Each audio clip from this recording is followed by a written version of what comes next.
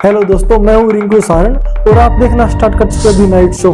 तो आज हम बात करने वाले हैं इंडिया की घटिया नेताओं और घटिया राजनीति के बारे में। और ये चीजें मैं आपको बस एक उदाहरण देकर समझाना चाहूंगा, और वो है उदाहरण राघव चड्ढा, जिसने थोड़े दिन पहले ही अपनी चड्डी बदली है और भाजपा की चड्डी पहनी है। वो राघव चड्ढा जो कुछ दिन पहले ये बोल रहा था कि मुझे बोलने नहीं दिया जा रहा है, मुझे आम आदमी पार्टी के द्वारा दबाया जा रहा है, मेरी आवाज को दबाया जा रहा है, वही राघव चड्ढा नीट पेपर जैसी घटना हो जाती है और उस पर चुप रहता है, ये भी पता नहीं कि वो इस टाइम है कहाँ पर। और दूसरी बात है, ये वही राघव चड्ढा है जब आम आदमी पार्टी की टॉप लीडरशिप पूरी जेल में डाल दी गई थी, उस टाइम ये विदेश में भाग गया था इलाज कराने के बहाने।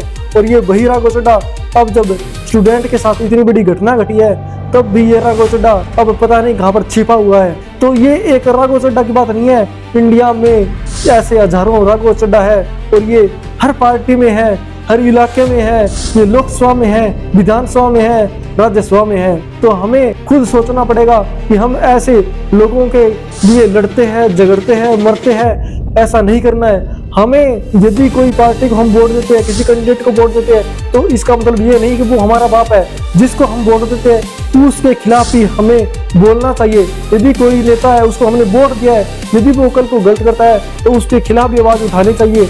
किसी भी पार्टी, किसी भी नेता के हमें पक्ष में जब तक बोलना चाहिए तो राइट है वो।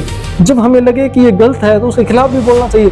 लेकिन इंडिया में ये एक प्रचलन सा हो गया है, जिस बंदे को हम वोट देते हैं ना, वो फिर गलत करे सही करे, हम उसके पीछे ही रहते हैं। ऐसा नहीं होना चाहिए। इस तरीके से चलता रहेगा तो आप समाज के लिए कुछ नहीं कर पाओगे।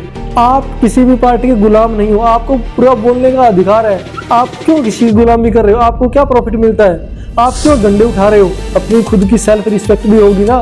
जब नेताएं ऊंचे ऊंचे मंच पर बैठे रहते हैं और हम नीचे रेत में रगड़ते घिसड़ते जय हो नेताजी, जय हो नेताजी ऐसे करते रहते, इन चीजों से कुछ नहीं मिलता है। अपनी सेल्फ रिस्पेक्ट समझिए, आपकी उतनी ही वैल्यू है जितनी इस देश के प्रधानमंत्री की है।